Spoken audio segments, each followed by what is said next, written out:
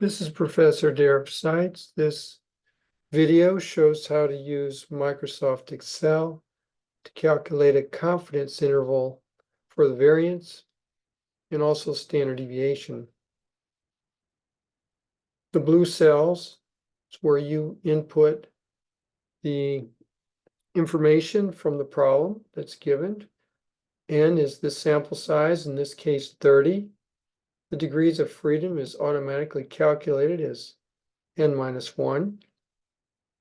You enter the level of confidence, in this case 99%, and the sample standard deviation 1.2. Everything else is calculated. The sample variance is the square of the sample standard deviation.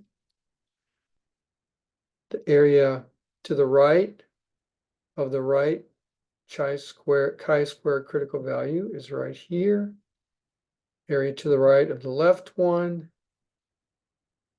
the right chi-square critical value using this formula, the left chi-square critical value, and then down here for the variance, sigma squared, this is the chi-square variable that's used, B2 times B5 over B8.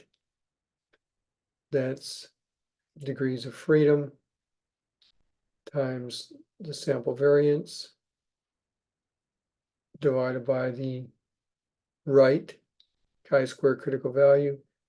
And here's the formula for the right endpoint. So we have the left endpoint and the right endpoint calculated for the variance, and down here, left and right endpoints for the standard deviation.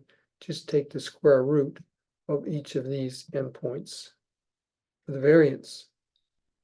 So it's, again, an organized way to remember what you need to enter, and you can review the various formulas that correspond to the textbook exposition and perform them using Microsoft Excel formulas and functions.